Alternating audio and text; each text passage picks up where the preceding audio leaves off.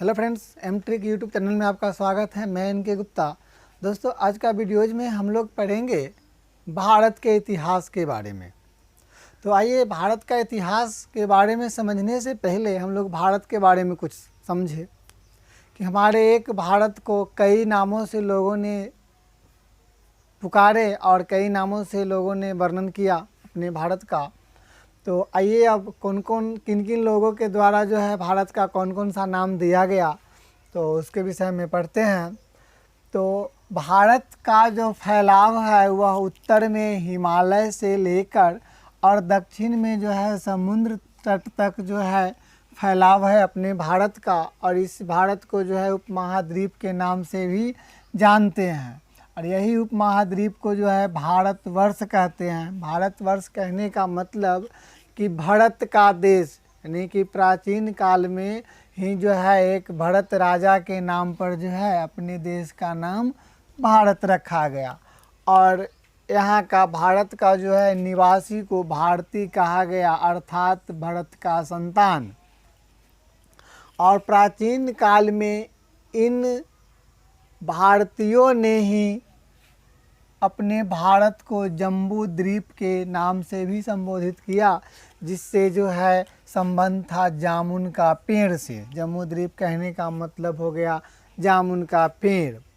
इसके बाद क्या है कि ईरानियों ने इस भारत को सिंधु नदी के नाम जोड़ करके कहने लगा। तो उन्होंने क्या हुआ कि सिंधु नदी न कह करके क्या किए, उन्होंने जो है हिंदू कहने लगा। हिंदू जो है यह एक फारसी शब्द है। फारसी शब्द जो है, और यही हिंदू के नाम पर जो है अरब वालों ने जो है अपने देश को हिंदुस्तान कहने लगा। और यह हिंदुस्तान कहने के बाद जो है यूनानी भाषा जो है यूनानी भाषा इंदे से अंग्रेज़ों ने है जो इस भारत को जो है इंडिया के नाम से जाना लगा अंग्रेज़ों के द्वारा। और एक तो इसी प्रकार से जो है अपने भारत को जो है एक भारत का 4 नाम हो जाता है।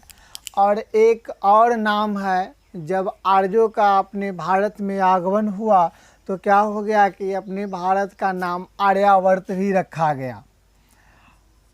आर्यावर्त भी रखा गया, लेकिन इस नाम का जो है चर्चा बहुत कम है। तो इसी प्रकार जो है अपने भारत को जो है वह 4 नामों से पुकारा जाता है। इसके बाद चलते हैं फिर अगला पॉइंट में कि इस भारत को जो है 2 भागों में जो है बांटने का श्रेय जो है विंध्य पर्वत का है। विंध्य पर्वत जो है ना बीच में हो जाने के कारण जो है भारत 2 भागों में बट गया, उत्तर भारत और दक्षिण भारत। तो उत्तर भारत में इंडो यूरोपीय भाषा बोलने वाले की संख्या था, अर्थात जो है इंडो यूरोपीय परिवार की संख्या था। और दक्षिण भारत में जो है द्राविड़ लोगों की जनसंख्या के कारण और अधिकता के कारण जो है द्रविड़ परिवार का ही हो गया। तो अब आइए, उसके बाद जो है हम लोग पॉइंट पे भारत के बारे में पढ़ते हैं, अर्थात भारत का इतिहास के बारे में हम लोग चर्चा करते हैं। तो भारत को इतिहास को मुख्य रूप से 3 भागों में बांटा गया है। वह है, पहला है प्राचीन भारत, और दूसरा जो है वह है मध्यकालीन भारत, तीसरा हो गया आधुनिक भारत। अब जो है यह जो है 3 भागों में, और इसका एक चौथा पॉइंट इसी में आधुनिक भारत में ही आ जाता है, स्वतंत्रता उपरांत।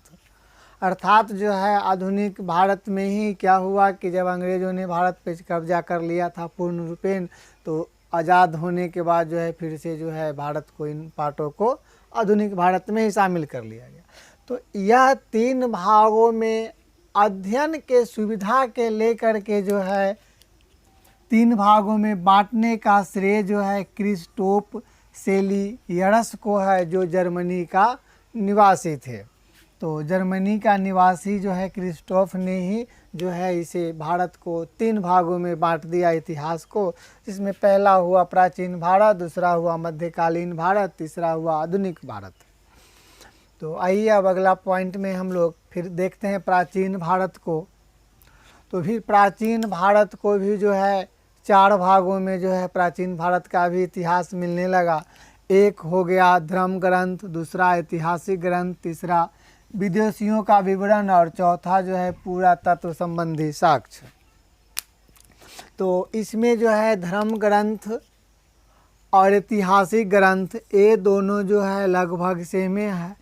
कारण है जो कि अपने भारत का इतिहास के बारे में जो है जानकारी जो है इन 4 विवरणों के अनुसार मिला है प्राचीन भारत का, जिसमें धर्म ग्रंथ और ऐतिहासिक ग्रंथ, इन ग्रंथ का जानकारी जो है मुख्य रूप से वेदों से मिला है।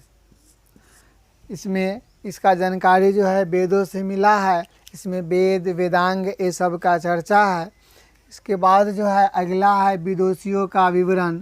अब विदेशियों का विवरण जो है अपने भारत में जो है आने वाले विदेशी यात्री लोग सब थे, तो वो लोग में थे यूनानी थे,